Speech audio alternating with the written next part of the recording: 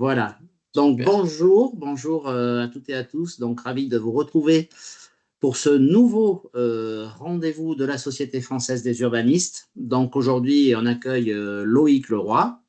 Loïc va vous expliquer ses travaux et un petit peu ce qu'il fait aujourd'hui, mais en résumé, voilà, il est en train de faire une thèse, donc en relation avec Artelia et puis avec le laboratoire médiation de la Sorbonne sur un sujet qui aujourd'hui, en fin de compte, occupe l'actualité tous les jours, mais qui est difficile quand même à théoriser en point de vue des urbanistes, qui est ce sujet finalement où, après avoir parlé beaucoup d'atténuation au changement climatique, après avoir bien commencé et bien travaillé sur le sujet de l'adaptation au changement climatique, eh ben, Loïc, il va plutôt nous parler de l'anticipation, parce que finalement, ce qu'il a fait, c'est qu'il est allé voir des endroits, des territoires, des gens qui ont déjà été très fortement impactés par des tempêtes, des événements. Et donc, son sujet, c'est de voir comment ils rebondissent. Donc, forcément, je me suis dit, connaissant un petit peu déjà les travaux de Loïc, que c'était un sujet à la fois essentiel et sur lequel, à la Société des urbanistes, on parle beaucoup et que c'était intéressant d'avoir un regard un peu scientifique sur le sujet. Donc, comme d'habitude, le rendez-vous est entièrement filmé, puisqu'après, il se retrouvera sur notre chaîne YouTube. Comme d'habitude, on va laisser à Loïc 30 à 40 minutes pour nous expliquer ses travaux. Et puis ensuite, on fera place à un débat. Voilà, on pourra discuter entre nous et avec Loïc de ce sujet. Donc, je vous invite, le temps d'écouter Loïc, à couper les micros, à débrancher également vos caméras. Et Loïc, ben voilà, la scène est à toi. Je te remercie et puis à tout à l'heure. Merci Laurent. Alors, je vais partager mon écran pour attaquer. Est-ce que tu peux me dire juste quand c'est bon? C'est parfait. Super. Alors, bonjour à toutes et tous. Donc, comme l'a dit Laurent, je m'appelle Loïc Leroy. Je suis doctorant en CIFRE au laboratoire médiation de la Sorbonne, enfin de Sorbonne Université, et au sein de l'entreprise Artelia. Et je suis encadré par Xavier Desjardins, qui est professeur d'urbanisme et aménagement à Sorbonne Université, et Denis Mercier, professeur de géographie physique à Paris 1, Panthéon-Sorbonne. Alors, je suis également encadré par Thomas Béouin, qui est docteur en architecture et consultant chez Artelia. Alors, aujourd'hui, je viens vous présenter une partie de ma recherche. Ce n'est pas l'entièreté, mais c'est une partie de ma recherche qui porte sur l'adaptation des villes côtières à la montée du niveau marin. Alors, je tiens tout d'abord à remercier donc, Laurent pour cette invitation et vous toutes et tous, bien sûr, pour votre présence. Alors, tout d'abord, ce que je vais faire, c'est que je vais faire un petit résumé pardon, de mes parcours universitaires et professionnels, histoire d'avoir un petit peu de contexte. Ensuite, je vous présenterai successivement pourquoi les territoires côtiers sont particulièrement menacés par l'évolution du climat et surtout de l'océan. Je ferai un rapide point de méthodologie sur ma recherche, sur comment je l'ai conduit, et voilà. Et je terminerai ensuite sur quelques cas concrets euh, avec des cas internationaux, en l'occurrence, qui seront issus de Nouvelle-Zélande. Alors, comme je l'ai dit, moi je suis géographe de formation. J'ai une licence en géographie que j'ai réalisée en région parisienne. Et ensuite, j'ai suivi 2 masters à Brest en gestion du littoral, puis en urbanisme, qui m'ont permis de faire 3 stages en collectivité territoriale à différentes échelles sur les questions des risques littoraux. Par la suite, je me suis engagé professionnellement pendant 2 ans à étudier les risques et la planification urbaine, parce que je pensais qu'il y avait des liens qui pouvaient être assez intéressants à voir et à construire. Et donc, j'ai passé ces 2 ans au sein de diverses structures, que ce soit la DDTM du Morbihan, un bureau d'études à Nantes, ainsi qu'à Lorient Agglomération. Donc, toutes ces expériences, elles m'ont permis de développer une approche transversale entre gestion du risque et aménagement du territoire. Et elles m'ont donné le temps, en fait, de construire à côté de ça un projet de thèse qui était dédié à ces sujets. Alors, cette thèse, elle est encadrée de cette manière, d'une part par le laboratoire médiation et donc Sorbonne Université, de l'autre par Artelia. Et le tout est chapeauté, en fait, sous un contrat CIFRE, qui est un contrat entre un laboratoire et une entreprise, et il est supervisé par l'ANRT, qui est l'Association nationale de recherche et technologie. J'ai également été lauréat en 2023 de la bourse de la Fondation Palladio, qui m'a permis d'aller sur mon terrain en Nouvelle-Zélande. Alors, si on attaque, vous le savez peut-être, mais les littoraux, ils représentent une des interfaces les plus sensibles au changement climatique. Ils sont situés au croisement de l'atmosphère, donc de l'air, de la lithosphère, le sol, et de l'hydrosphère, donc ça va être les cours d'eau et surtout l'océan. Et cette situation d'interface, elle est particulièrement complexe en termes d'accroissement des aléas. On va avoir moins de précipitations à l'année, des épisodes potentiellement plus sévères, un recul du trait de côte qui s'accélère, des tempêtes de plus en plus fréquentes, de plus en plus intenses.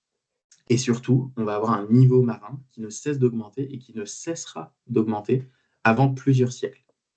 On est donc dans une dynamique de long terme et les conséquences, elles seront déjà voir.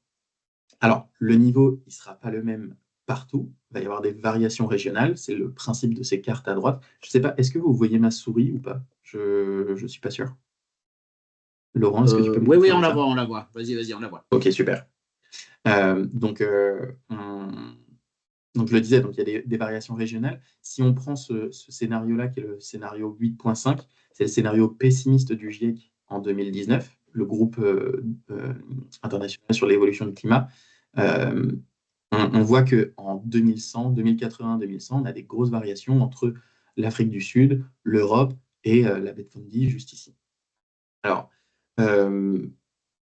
aujourd'hui, donc, ces estimations, elles sont à peu près à 84 cm d'élévation d'ici 2100 sur le scénario pessimiste. Mais ce scénario pessimiste du GIEC en 2019, c'est peut-être un scénario qui sera plutôt réaliste aujourd'hui au regard du contexte politique et économique mondial. Alors, à côté de ces pressions environnementales, on va également avoir des pressions anthropiques, donc liées à l'homme. En l'occurrence, on sait que la population mondiale, elle est de plus en plus côtière. On a plus de 10% qui vit dans les zones basses côtières. Les LECZ, c'est ces zones basses côtières de moins de 10 mètres d'altitude à proximité du trait de côte. Et on sait aussi que cette population, elle est de plus en plus urbaine. Dans ces zones côtières, on a 60% de la population qui est urbaine en 2015. C'est un processus qui est en augmentation depuis toujours et ça se constate à échelle mondiale, en fait.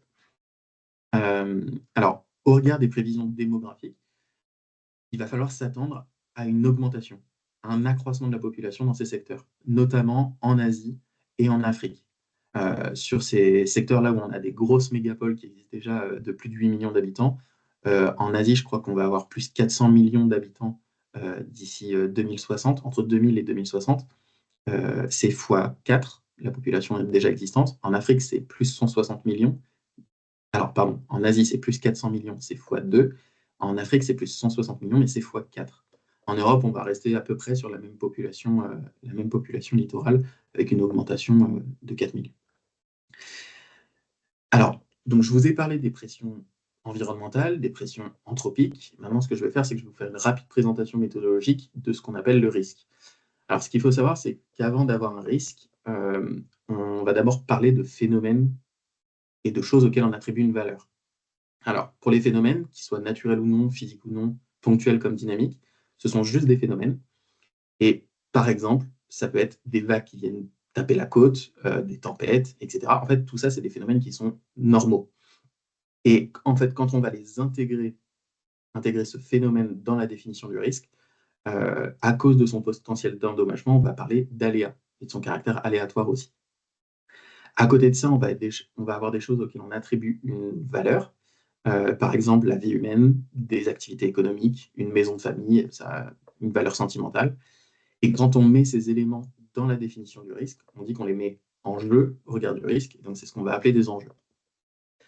Alors, comme je vous l'ai dit précédemment, les aléas, ils tendent à augmenter avec les pressions climatiques, enfin les changements climatiques. Et donc, ces aléas, s'ils augmentent, ça augmente l'exposition des personnes, la vulnérabilité également, et donc le risque au final. À côté de ça, je l'ai dit, ces pressions démographiques, elles augmentent aussi. On a de plus en plus de gens sur les littoraux, de plus en plus de gens qui sont urbains, et donc le risque augmente également. Et donc, quand les deux augmentent, logiquement, tout explose. Et j'exagère volontairement la chose pour que ce soit compréhensible, mais bien sûr, on va avoir des éléments qui vont influencer tout ça. Si on vient protéger une côte, sur la gestion, si on vient protéger une côte, on va réduire sa vulnérabilité, mais pas forcément son exposition. La côte, elle sera toujours autant exposée, mais moins vulnérable. Pareil, si on vient éduquer une population, ou en tout cas une population, si elle est plus sensibilisée à ces enjeux-là, elle va être tout autant exposée qu'une autre, mais elle sera potentiellement moins vulnérable.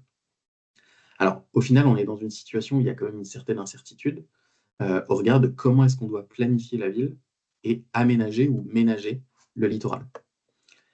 Alors, si on fait un rapide retour dans le temps, on se rend compte que beaucoup de territoires côtiers ont été largement artificialisés pendant les 30 Glorieuses. Donc en gros de 1945 à 1975, où on avait beaucoup plus de moyens, où l'État était beaucoup plus présent. Souvent, on a construit sans forcément prendre en considération les zones historiquement délaissées parce qu'elles étaient à risque. Bon, là, c'est pas forcément l'exemple le plus parlant, je vais en avoir d'autres après, mais là, par exemple, la Lance du Stôle à Plumeur, on est en Bretagne, dans le Morbihan. On voit que le littoral, dans les années 50-60, il est relativement peu construit, on va avoir un Tiengo, etc. Mais il est largement préservé par rapport à aujourd'hui.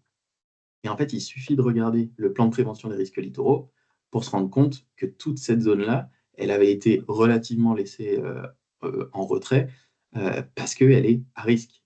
On sait que quand il y a des tempêtes, il ne faut pas forcément s'y installer et on a perdu cette mémoire au fil du temps. Et avec l'urbanisation intensive des littoraux, on a construit dans des secteurs comme ça. Si on prend la côte méditerranéenne, ça va être encore pire. Avec la mission Racine dans les années 60-70, on vient aménager pour le tourisme des secteurs à l'environnement qui est initialement très riche. Aujourd'hui, ce sont des stations balnéaires extrêmement exposées au risque, comme à Port-Camargue, juste ici, dans le Gard, où on a Port-Camargue qui est ici, Gros-du-Roi qui est là. Et en fait, Port-Camargue, ça a été créé justement par cette mission Racine. Et en fait, si, si on regarde tout le littoral occitan, du Languedoc-Roussillon, en tout cas, on va avoir plusieurs espaces comme ça qui ont été construits, plusieurs espaces qui ont été aménagés en exposant énormément la population aux différents risques. Alors enfin, si on vient se pencher sur le contexte international, c'est pareil. On a plein d'exemples. Là, j'ai choisi le cas de Cape Coral en Floride, aux États-Unis d'Amérique.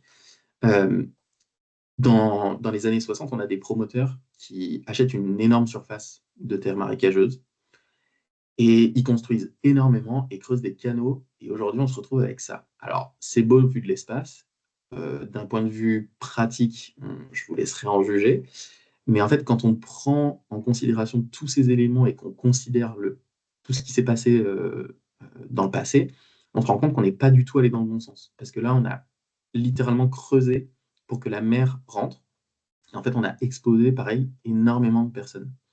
Alors, ça s'est fait notamment parce que ces sujets, les sujets d'élévation du niveau marin, etc., n'étaient pas forcément connus et pas d'actualité.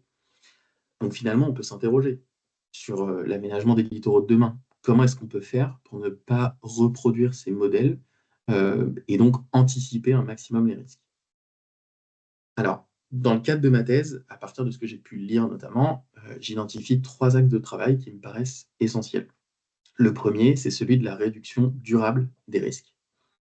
Alors aujourd'hui, on va avoir plusieurs options qui s'offrent à nous en termes d'aménagement et de gestion des littoraux. Elles ont tous leurs inconvénients et leurs avantages, mais certaines, elles s'inscrivent davantage dans une logique de long terme. Si je prends le laisser-faire en haut, euh, lui, il va être plutôt compliqué à mettre en œuvre dans les espaces les plus densément bâtis et les plus densément peuplés également. Si on prend l'option B, avancer sur la mer, c'est-à-dire on va faire des digues et on va poldériser, etc., ça, c'est un processus qui est extrêmement coûteux et ça nécessite une très grosse ingénierie.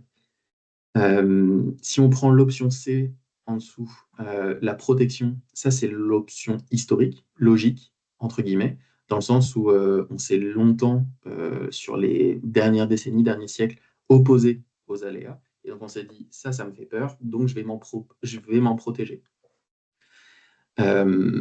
Sauf que le problème, c'est que cette solution, elle est extrêmement coûteuse, surtout si on l'envisage sur des décennies, voire des siècles. Si je prends l'exemple de Lacanau, qui est l'une des communes les plus médiatisées sur ce sujet-là, pour avoir un ordre d'idée, on estime que c'est à peu près plus de 30 millions d'euros pour protéger la ville sur 20 ans seulement. Alors, si je prends la suite, l'accommodation, donc l'adaptation du bâti, la mise sur pilotis, c'est bien pendant un temps, mais ce n'est pas forcément une solution pérenne. Si on prend les solutions fondées sur la nature, on n'a pas encore assez de recul aujourd'hui pour pouvoir affirmer dans quelle mesure ce sera efficace, ce genre de solution, sur des espaces très urbanisés. Et donc, dans tout ce contexte, vous me voyez venir, la solution qui paraît la plus viable, ça va être le retrait. Ça veut dire dégager potentiellement des espaces urbains pour en faire des espaces où la mer reprend ses droits, etc. Alors, cette option, elle semble bien sur le long terme, parce qu'elle pérennise en fait l'adaptation du bâti, mais elle est particulièrement coûteuse également. Le deuxième axe de cette recherche, c'est la nécessité de travailler en anticipation. C'est d'ailleurs le titre de cette présentation, hein, anticiper l'inévitable et réinventer les villes avant la catastrophe. Moi, en fait, je pose ma focale sur le fait d'agir avant qu'il y ait un problème, avant qu'il y ait une tempête qui vienne détruire, avant qu'il y ait une inondation, etc. Alors, c'est une nécessité. Pourquoi? Parce que si on n'anticipe pas, on va se retrouver dans 20, 30, 50 ans à devoir essuyer des revers réguliers, des destructions massives du littoral, avec des tempêtes de plus en plus fréquentes et intenses, une érosion qui va s'accélérer, des inondations de plus en plus importantes. Et donc là, si on regarde cette figure, qui est issue d'une publication que j'aime beaucoup d'Aznout, Laurence et Magnan, on se rend compte que nos possibilités d'adaptation vont se réduire avec le temps. Grossièrement, plus la mer monte, plus on va vers la droite, moins on sera en capacité de se protéger, parce que ça va coûter de plus en plus cher et ce sera de moins en moins efficace. On ne pourra plus que reculer. En tout cas, c'est ce que nous dit ce schéma, c'est qu'on pourra de moins en moins se protéger et de plus en plus reculer. Sauf que reculer dans l'urgence, ou après un événement, c'est une solution qui ne va pas être viable, parce que ça va engendrer des coûts extrêmes, mettre des personnes dans des situations de précarité très importantes, et tout le monde ne pourra pas reculer de la même manière. Les plus riches, si c'est juste une résidence secondaire qu'ils perdent, à la rigueur, c'est pas grave. Pour les plus pauvres, ou en tout cas pour les personnes les plus modestes, c'est potentiellement toute leur vie qu'ils perdraient. D'où cette nécessité d'anticiper. Alors finalement, tout ce que je viens de dire, planifier la ville en anticipation et de manière durable, c'est un travail qui s'inscrit dans un changement de paradigme. Il y a une rupture avec ce qu'on fait jusqu'à aujourd'hui, c'est-à-dire protéger, protéger, protéger. On accepte de reculer et on ne s'oppose plus forcément aux dynamiques naturelles. En fait, on vient évoluer avec elles. Toutefois, cette transformation des pratiques et des valeurs, du coup, elle implique une modification profonde de notre société. Sur ce schéma-là, par exemple, on va être dans ce secteur-là, c'est-à-dire comment est-ce qu'on fait pour définir un nouveau modèle. C'est un nouveau paradigme, un nouveau modèle. Et ça implique, du coup, la recomposition, le manage retreat, là, ça implique la recomposition de nos villes côtières. Alors, la recomposition, de quoi est-ce qu'on parle? Je vais prendre une définition qui a été réalisée en fait, dans le cadre du plan Littoral 21, qui est une initiative qui prend la suite de la mission Racine sur le littoral occitan. Il y a des chercheurs qui ont travaillé sur les sujets d'adaptation au changement climatique et qui ont proposé une définition qui est la suivante. La recomposition, c'est donc une politique qui vise à réduire la vulnérabilité des territoires littoraux dans une logique d'aménagement qui inclut, mais dépasse la relocalisation, donc juste le fait de déplacer d'un point A à un point B, qui nécessite l'anticipation, et implique une approche intégrée, progressive, adaptative, avec une gouvernance collaborative entre les territoires et les acteurs. Ce qu'il faut comprendre derrière ça, c'est que la recomposition, ça repose sur une approche qui est territorialisée, donc par projet de territoire, qui est préventive, donc avant un événement, pas après. Donc une approche du coup territorialisée préventive de cette relocalisation, et donc dans une approche durable, c'est-à-dire sur le long terme. Alors, tout ça, c'est très bien, mais quand on parle d'agir en prévention, qu'est-ce qu'on entend? Qu'est-ce que ça signifie planifier la ville dans le temps long? Parce qu'aujourd'hui, en soi, on a des outils pour ça. On va avoir des PLU, des PLUI, des SCOT, des projets urbains, on va avoir des stratégies nationales ou encore des PPA littoraux. En fait, ça va déjà dépendre de ce qu'on considère comme échelle temporelle. Si c'est 1000 ans, 200, 50, 4 ans, quelques mois, en fait, ça va dépendre de la position dans laquelle on est et de l'objectif qu'on poursuit. Pour un politique, un mandat, ce n'est que 5 ans. enfin ça dépend bien évidemment des politiques, mais bref. Pour l'érosion d'une dune, ça peut se faire sur une tempête, comme ça peut se faire sur plusieurs décennies. Pour l'élévation du niveau marin, on est plutôt sur des temporalités décennales, c'est sur plusieurs dizaines d'années. Donc en fait, on a cette dichotomie entre les courts et long termes dans l'aménagement. Et pour réduire la vulnérabilité des territoires côtiers, c'est relativement compliqué de jouer entre ces deux tableaux. Comment est-ce qu'on fait pour engager la recomposition à court et à long terme? Alors, le constat qu'on peut faire aujourd'hui, c'est que nos outils d'aménagement, nos outils de planification, ils ne sont pas pertinents pour ça. Mais tout simplement parce qu'ils ne sont pas construits en ce sens. Ils n'ont pas été développés pour faire ça. Les PLUI, les PLU, les PLU, les PLUI, les SCOT, etc., euh, c'est fait pour produire du logement et conditionner le foncier à des logiques réglementaires. Ça ne sert pas à s'adapter. Mais comme ça régit la manière dont on aménage nos territoires, peut-être qu'on peut voir comment est-ce qu'on peut faire pour s'adapter avec ces moyens. Et donc moi, je me pose la question de peut-être qu'on peut voir dans d'autres pays s'il y a des exemples d'adaptation par la planification urbaine. Alors, ce que j'ai fait de mon côté, c'est que j'ai réalisé un travail de revue bibliographique.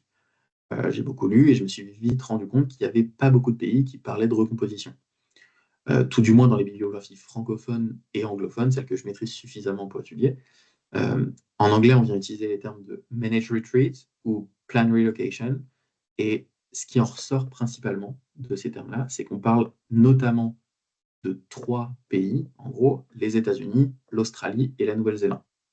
Alors, en m'informant un peu plus précisément, j'ai remarqué que les États-Unis et la Nouvelle-Zélande, ils disposaient d'éléments qui étaient un peu différenciants, un peu intéressants.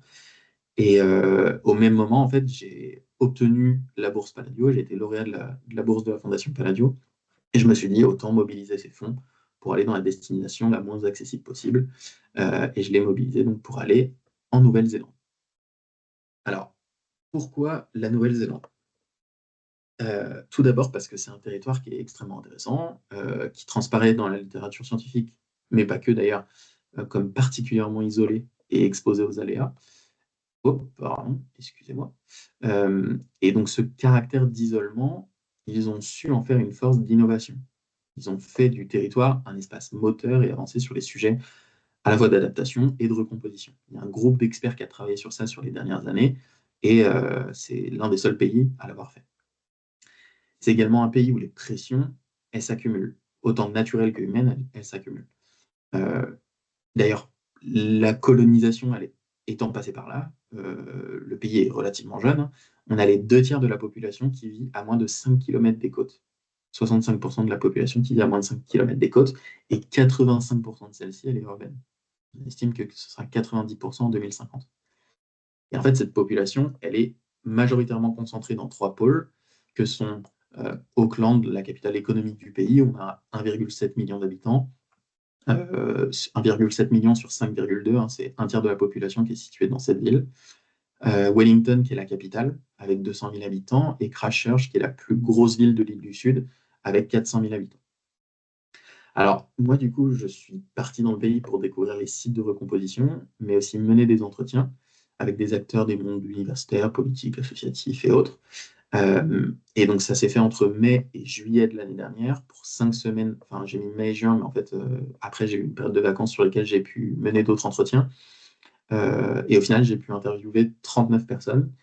Donc, c'était majoritairement des hommes, majoritairement en présentiel et surtout ayant une vision globale du sujet. J'avais découpé mon guide d'entretien en deux grandes sections, la section globale et la section locale, pour les personnes qui avaient un point de vue plutôt national ou international, et local pour des points de vue plutôt régionaux ou vraiment locaux. Les entretiens, ils ont duré à peu près en moyenne 1 heure et demie, et, voilà. Et le terrain était mené du nord au sud. Je suis parti d'Auckland, j'ai suivi la côte nord puis est, je suis passé sur l'île du Sud, et là j'ai fait la côte ouest et je suis arrivé à Christchurch. Ce que j'en ressors de ces entretiens, je vais donc vous le présenter juste après, avec des cas d'études concrets que je vais mettre en parallèle de situations françaises. Comme ça, ce sera peut-être un peu plus pertinent, plus lisible en tout cas. Alors, pour ces cas d'études, je vais commencer par un qui est plutôt caractéristique, très souvent mentionné et généralement pas forcément bien. Ça va être celui de Matata. Alors, Matata, c'est une petite collectivité côtière de 700 habitants, plutôt pauvre, mais c'est un endroit super sympa, rural, ouvert sur l'océan, avec une réserve naturelle ornithologique, riche en oiseaux, etc. Et donc à l'est, là, on est plutôt sur des zones de plaine, des zones relativement basses. À l'ouest, on va être plutôt sur des falaises qui parfois tombent directement dans la mer. Elles sont vraiment, comment dire, elles sont à même le trait de côte.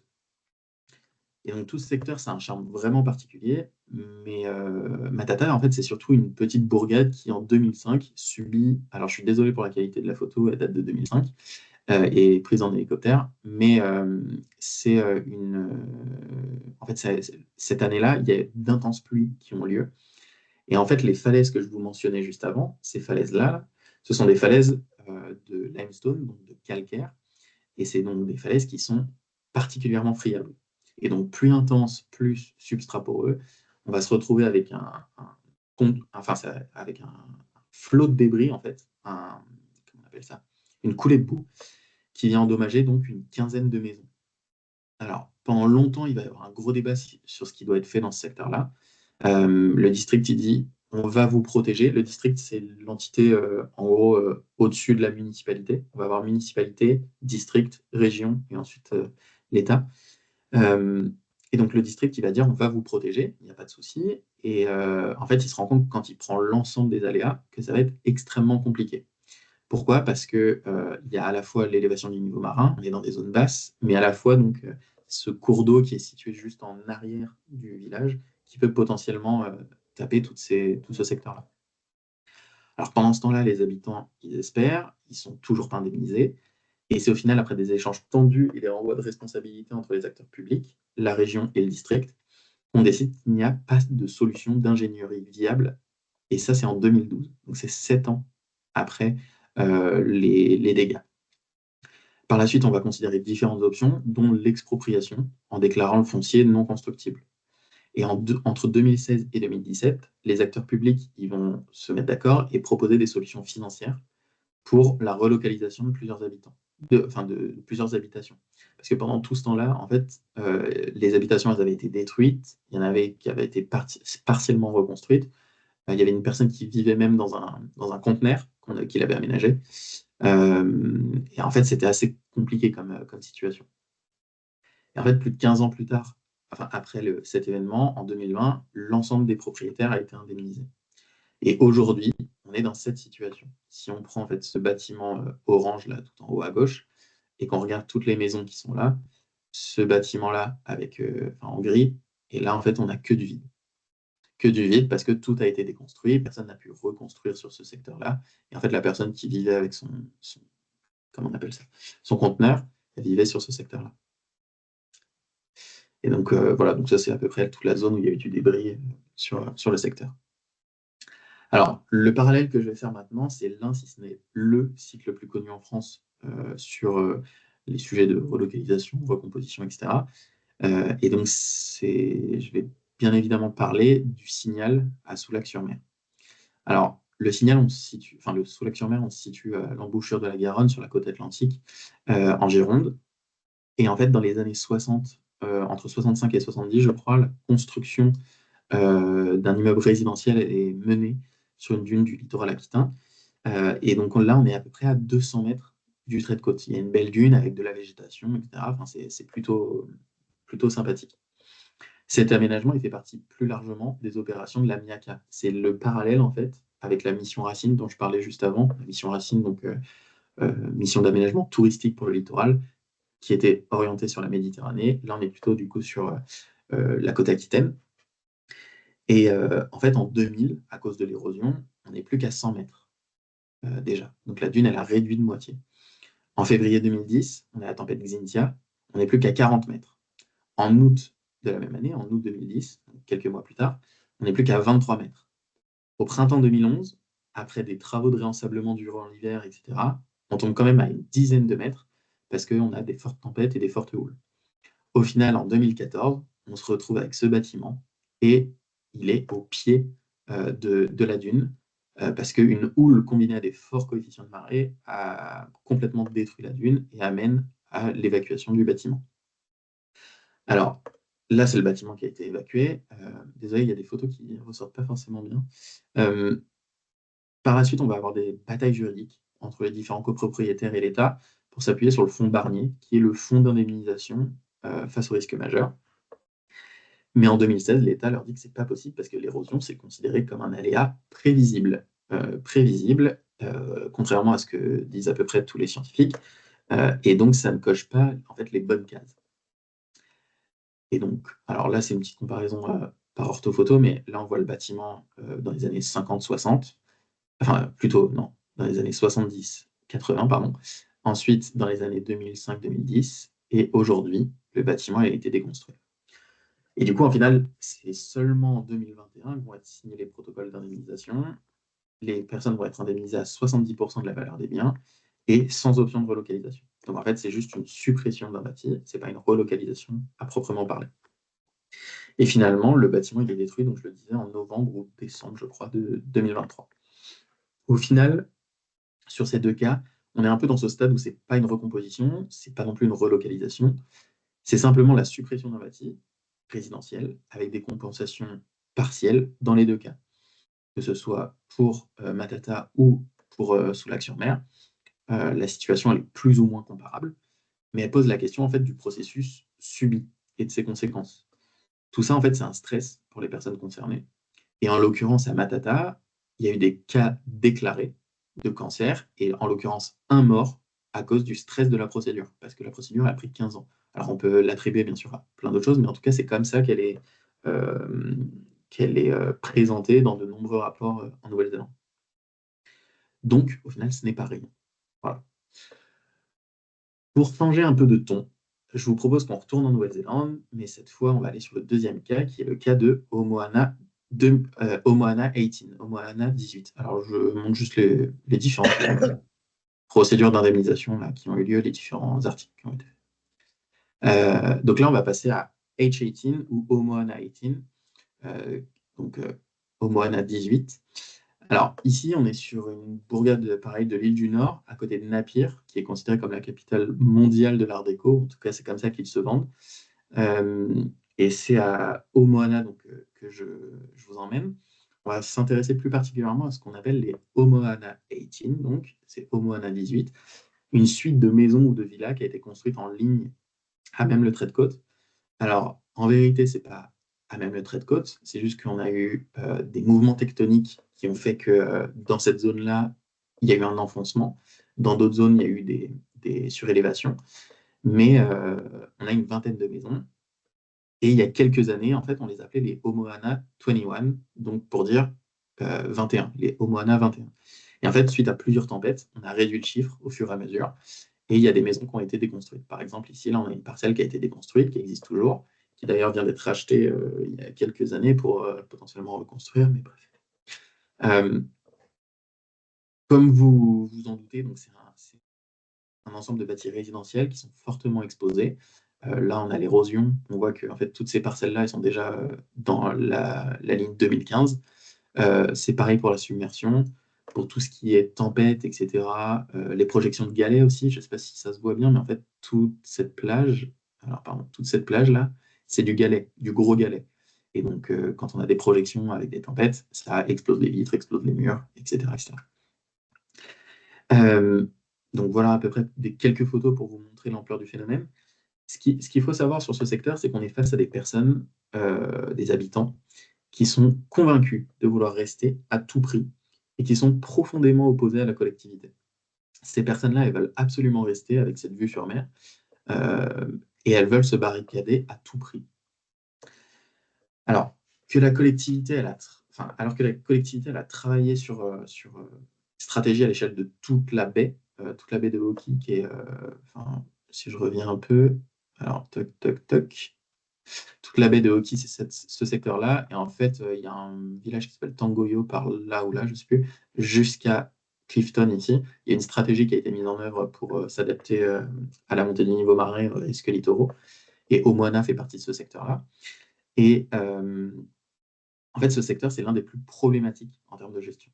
Notamment parce qu'on a un riche, dans cette maison-là en l'occurrence, un riche propriétaire qui travaillait autrefois dans le BTP et qui n'hésite pas en fait à soudoyer ses voisins en leur payant leur protection. En l'occurrence, donc ces murs, ces pales planches là qui sont placées devant les maisons, en fait, pour qu'ils restent tous dans une association, la WO, là, cette association-là, et en fait, qu'ils fassent front ensemble face à la collectivité.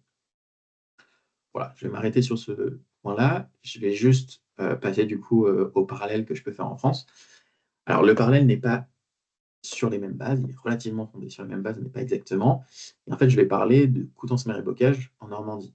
Alors, en Normandie, donc on se situe juste ici, dans la Manche.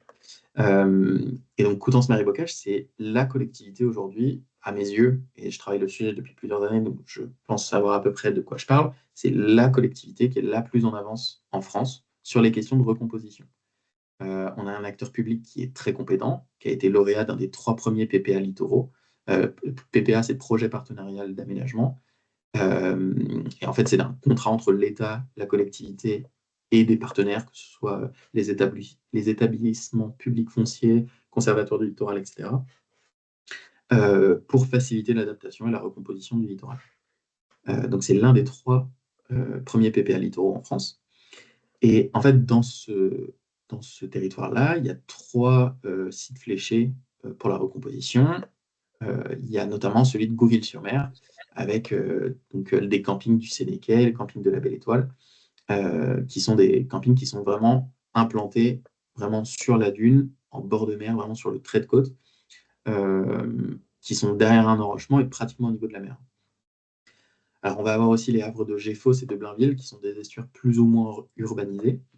Et en fait, dans ce secteur en Normandie, mais c'est vrai dans toute la France, en fait, j'ai pris cet exemple-là, ce n'est pas forcément le plus représentatif, mais en France, on va avoir une forte opposition de certaines franges de la population, de certains élus, ou d'ASA également au processus de recomposition, sous le motif qu'il faut avant tout protéger.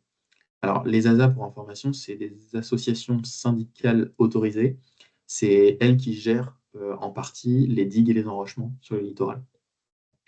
Euh, Et certaines, il y a même certaines, alors je crois que j'ai les brochures juste après, il y a certaines ASA qui nous disent que la relocalisation, aujourd'hui, c'est un non-sens. Quand on parle Alors j'ai pris volontairement des articles qui parlaient du territoire. Là, c'est à Agon-Coutainville, et là, c'est à Gouville. Enfin bref. La collectivité, elle est plutôt bien avancée sur son PPA. Et alors qu'en fait, il y avait des besoins en termes de ressources humaines pour appréhender ce sujet d'ampleur, il y a une seule commune qui a bloqué le vote, c'est l'article du milieu, là, qui a joué le grain de sable sur le conseil communautaire et en fait qui a bloqué l'avancement vers la recomposition.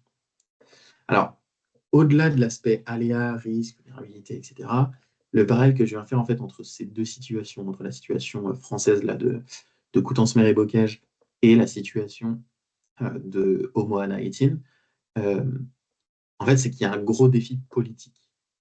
Il y a un gros défi politique à emmener l'ensemble des acteurs dans une vision qui soit commune, qui soit partagée, qui soit co-construite entre tous les acteurs. Et en fait, malgré tout, on sait qu'il y aura toujours des gens contre. Mais le fait d'avoir un récit commun, ça pose une base qui limite un peu les incertitudes politiques. Alors, je ne rentre pas dans le détail à chaque fois, on pourra en discuter un peu plus pendant la discussion, mais voilà. Je vais terminer avec un dernier exemple qui est celui de Christchurch. Alors, cette fois, on est au centre de l'île du Sud, pardon. Cette fois, on est au centre de l'île du Sud, juste ici. Pardon. On est sur la façade est, donc exposé plein Pacifique. Et alors, je ne sais pas si ça va parler à beaucoup de monde parmi les participants de ce rendez-vous à la CFU, mais en 2010-2011, à Christchurch, il y a 2 tremblements de terre qui se suivent en fait à 6 mois d'intervalle. En réalité, sur l'année, il y a plus de 20 000 répliques, parfois très fortes, hein, mais ce sont ces 2-là qui sont reconnues comme les plus importantes, les plus destructrices. Alors, le premier, c'est en septembre 2010, dans la nuit, il y a un gros tremblement de terre d'une magnitude de 7 points, donc c'est relativement fort, mais les dégâts sont relativement limités. Il n'y a que 2 morts, 4 milliards de dollars néo-zélandais. On va dire que ce n'est pas énorme comme bilan. Sauf que 6 mois plus tard, en fait, on a le 22 février, en en pleine pause déjeuner, j'ai envie de dire, un tremblement de terre qui tape à une magnitude de 6,2. Mais alors là, il est beaucoup plus destructeur. Il va y avoir beaucoup plus de morts, on en compte 185, et 90 milliards en termes de bilan économique. Alors, l'une des principales raisons, c'est que le tremblement de terre, le second tremblement de terre était beaucoup plus proche du centre-ville, mais c'est aussi qu'il y a eu un phénomène qui s'est produit qu'on appelle la liquéfaction des sols. Alors, là, c'est un schéma un peu barbare pour dire que, en gros, on va avoir le sol qui tremble, l'eau des nappes phréatiques qui va potentiellement remonter, et tout ce qui est grosse infrastructure, c'est soit détruit, soit ça s'enlise, soit ça remonte à la surface. En l'occurrence, que ce soit des pipelines, des gazoducs, etc., des citernes de fuel, des habitations, en fait, tout ce qui va être à proximité d'un cours d'eau, ou en tout cas, il y a des nappes phréatiques proches, ça va s'enliser, ça va être détruit. Alors, dans cette situation, alors en fait, oui, ce que j'ai pas expliqué, le sol, en fait, il tremble, etc. Et en fait, il va se comporter comme un liquide. Et en l'occurrence, on va avoir ce genre d'image un peu partout dans la ville, des véhicules qui s'enfoncent, des maisons qui s'enfoncent, etc. Et au final, tout part dans tous les sens. Alors, dans cette situation, du coup, il y a une grande partie de la ville à proximité du cours de l'Avon, qui est le cours d'eau. Là, on va avoir l'Avon, comme ça, hop, qui va donc être détruite. Et l'autorité publique va décréter qu'il y aura des red zones qui vont être instaurées sur ce secteur-là. Et ce sont donc ces zones rouges là que vous voyez sur la carte. Et dans ces zones-là, on va pratiquement immédiatement interdire la reconstruction du secteur et déconstruire plus de 8000 logements en indemnisant pratiquement l'ensemble des personnes. Il n'y a que quelques personnes qui étaient réfractaires à bouger, elles n'ont pas voulu bouger, au final elles ont quand même été forcées de bouger, elles n'ont pas été indemnisées à la même hauteur que tout le monde, mais bref. Mais en fait, là on parle de 8000 logements, 8000 logements c'est plus de 20 000 personnes déplacées. C'est comme si du jour au lendemain, on déplaçait la ville de Biarritz. Biarritz c'est 25 000 habitants. Alors, bien sûr, ça va avoir des conséquences sur les personnes qui vont devoir se reloger. D'ailleurs, la majorité des personnes qui étaient concernées va quitter la ville et s'installer sur l'île du Nord. Ils sont tellement traumatisés par le phénomène qu'ils vont partir. Mais ça va avoir aussi des conséquences sur l'aménagement du territoire. Et en l'occurrence, sur vraiment toute cette zone autour de la Bonne. En fait, on va avoir un énorme parc urbain qui est créé et qui sert aujourd'hui à la fois de mémoire de l'événement, mais aussi de lieu de récréation pour sortir le chien, par exemple, pour aller courir, etc. Là, en l'occurrence, c'est la densité que vous aviez avant, et aujourd'hui, la densité que vous avez dans le secteur où il y a eu toute la suppression de bâtis. Alors, c'est un espace qui est énorme, vraiment, je n'ai plus la surface en tête exactement, mais c'est un espace qui est vraiment extrêmement important, et ça a vraiment il y a un aspect apocalyptique derrière la chose, dans le sens où on a encore les poteaux électriques qui sont restés, les rues qui sont restées. Là, on voit que c'est une aire de contournement, qu'il y a différentes maisons, il y a même une boîte aux lettres juste là. Enfin, c'est vraiment assez traumatisant comme expérience. Et donc aujourd'hui, ce sont des résidentiels red zone, des zones résidentielles qui ont été donc supprimées, qui servent de parc pour la récréation, etc. Alors, il y a bien eu des projets de réaménagement, mais dans les faits, rien n'est pour l'instant reconstruit sur place. Il y a des projets de guinguettes, ce genre de choses. Mais en fait, la collectivité veut pas forcément veut laisser cet espace-là un peu en mémoire de l'événement. Alors donc là, on a la comparaison de la densité avant et après, du coup, où il n'y a plus rien.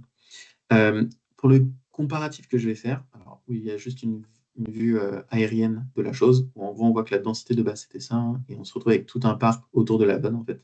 Alors c'est super sympa d'un point de vue urbanisme, aménagement du territoire, etc. C'est vraiment très agréable de s'y balader. On peut s'y balader comme on veut. On peut juste pas passer dans certains secteurs en voiture, mais sinon, on peut se balader partout à pied. C'est vraiment agréable parce qu'on a vraiment une distinction entre la ville et ce paysage un peu moins urbain. Mais dans les faits, c'est quand même relativement...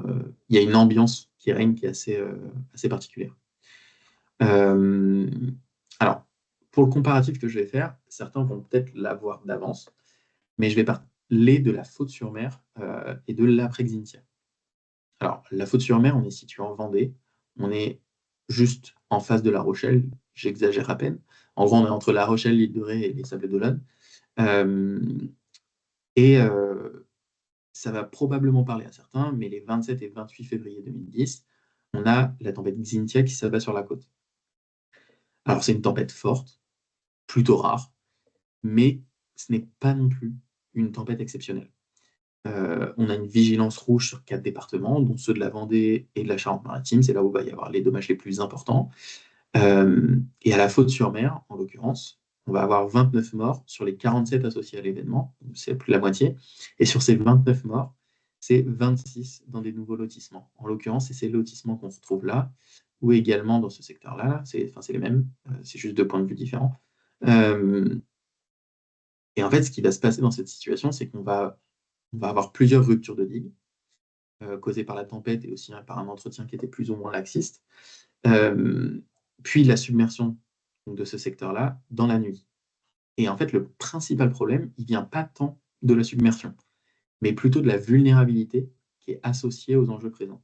En fait, ce qui a été mis en lumière après l'événement, c'est que les nouveaux lotissements ont été construits dans des zones basses, sur le modèle architectural vendéen, c'est-à-dire de plein pied, sans étage refuge, sans fenêtre de toit, donc sans issue.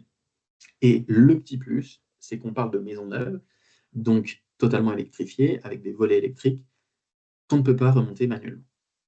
Et en fait, tout ça, ça a conduit à ce que de nombreuses personnes soient piégées et sont mortes, et soient mortes comme ça.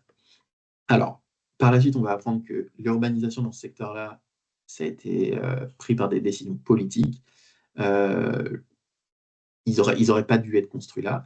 Et en fait, tout ce secteur-là, donc là, en 1950, on voit bien qu'il y a le lotissement, le lotissement n'existait pas, on a construit au fur et à mesure, et c'est entre 1980 et 2010 qu'on a une forte urbanisation de la Flèche, et qui va construire en fait dans cette zone où on a des hauteurs d'eau atteintes de plus de 2,50 m. Dans certains secteurs, je crois que c'était pratiquement 4 mètres. Et au final, pour la construction, pour la validation des permis dans ce secteur-là, on a le maire a été condamné à 4 ans de prison parce qu'il n'aurait pas dû les délivrer. En fait. Alors, finalement, à l'issue de l'événement, il y a eu la déconstruction de plusieurs centaines de maisons. On parle de plus de 550 maisons qui ont été déconstruites. C'est tout ce secteur-là. Hop, hop. Et donc, c'est pour ça que je fais un comparatif entre Christchurch et ce secteur-là. C'est la déconstruction, en fait, qui a lieu. Et cette décision de suppression, elle a été vécue de manière brutale et subie par la population. En fait, la population, elle a préféré pour certains, bien sûr, hein, je ne mets pas tout le monde dans le même lot, mais réclamer de nouvelles digues. Elle a voulu réclamer de nouvelles digues pour être mieux protégée. Et la défiance de la population par rapport à l'État, représentée par Nicolas Sarkozy, qui disait qu'en gros, il faut partir de ces zones mortelles, plus personne n'habitera dans ces zones mortelles. Et ben, la défiance de la population locale, elle a fait que se renforcer, et il y a eu des manifestations sur le littoral, dans les villes, etc. Alors donc, au final, la comparaison que je peux faire ici, elle est surtout sur l'aspect suppression et non relocalisation des biens et des personnes. On voit en fait qu'après un événement d'ampleur, que ce soit un tremblement de terre ou une tempête et une inondation, on a des réactions qui sont particulièrement partagées. On constate parfois qu'il y a des méfaits dans l'aménagement et qu'au final, on aurait potentiellement pu éviter des morts inutiles. D'où, encore une fois, l'aspect anticipation de la chose. Alors, si je reprends l'ensemble de ma réflexion précédente sur la recomposition et sur l'adaptation préventive, donc en anticipation d'événements, eh ben, vous verrez qu'en fait, je n'ai absolument pas parlé de ça sur mes études, sur mes cas d'études. Pourquoi? Eh ben, tout simplement parce que des grandes études de recomposition, ou en tout cas des relocalisations d'ampleur, en anticipation, j'entends bien, des relocalisations, des recompositions en anticipation, en France ou en Nouvelle-Zélande, ça n'existe pas. Il n'y en a pas une seule. On a des expérimentations ponctuelles. On va avoir quelques maisons, une église, un bâtiment qui va être supprimé, ou alors ça va venir après un événement, mais en anticipation, alors qu'on connaît les risques, ça n'existe pas. Et ça, c'est parce qu'on a des politiques qui ne sont pas forcément enclins à mettre en jeu leur mandat, parce que c'est un risque vraiment pour le mandat,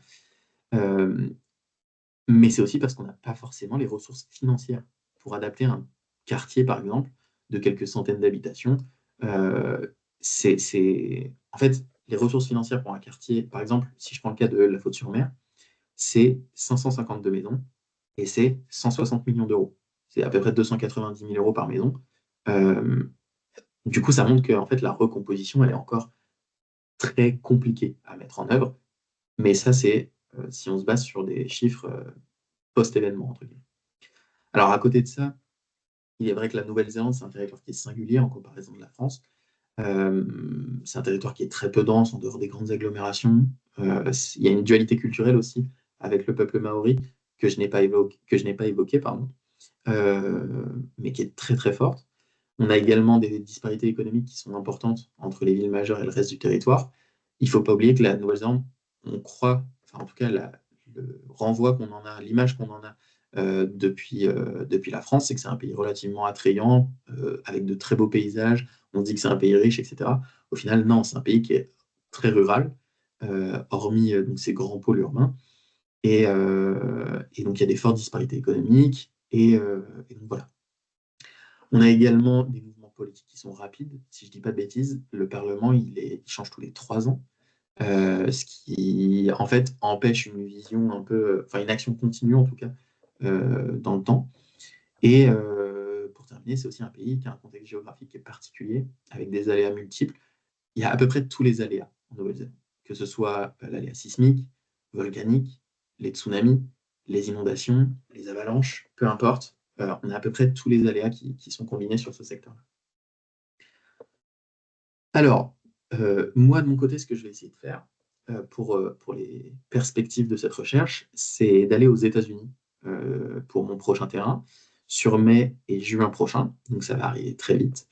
Et je vais pouvoir interviewer, si je le peux, bien sûr, hein, parce que le contexte aux États-Unis est un peu compliqué, on va dire, politiquement. Mais si je le peux, je vais essayer d'enquêter un maximum de personnes universitaires qui travaillent dans du privé, etc., comme je l'ai fait en fait en Nouvelle-Zélande, pour essayer de comprendre comment ça se passe là-bas. Alors, je sais qu'il y a un organe dédié aux situations de crise qui est la FEMA, qui dispose de financement et normalement, ils peuvent les orienter pour l'adaptation en anticipation, l'adaptation préventive. Mais je sais aussi qu'avec les ouragans et les autres catastrophes, les fonds, en fait, ils sont majoritairement utilisés dans des situations post-crise. Mais bon, la question se pose quand même, et donc c'est un terrain que je vais appréhender avec beaucoup de plaisir, je l'espère. À côté de ça, j'ai aussi essayé de développer une sorte de modèle d'aménagement qui reste à affiner. C'est un travail on verra, ce sera dans les prochains mois, mais en tout cas, c'est un travail en cours. Et donc, bon, j'ai des projets de publication qui vont arriver. Alors, je vais terminer ici pour ma présentation. Je vous remercie énormément pour votre présence et votre attention. Je remercie également Laurent hein, pour cette invitation. Merci beaucoup. Et si jamais vous avez des questions, je suis ouvert à toute discussion. Quelques références pour terminer. Et je vous remercie. Merci, merci infiniment, Loïc. On a passé un excellent moment. Ça donne envie d'aller quand même en Nouvelle-Zélande, hein. La prochaine fois, on t'accompagnera sur le terrain. Ah Et puis bah, il n'y a surtout, pas de souci. voilà, moi je trouve que ces parallèles sont passionnants. On voit bien l'enjeu quand même hein, d'anticiper ces recompositions, mais aussi ton bilan qui est que ça n'existe pas. Donc forcément, ça va interpeller, je pense, tous les urbanistes qui sont avec nous ce soir. Donc merci beaucoup. Et puis ben, on peut donc lancer le débat. Je vous invite à rebrancher vos micros et vos caméras. Et puis je vois donc une première main levée de la part de Céline. On t'écoute, Céline.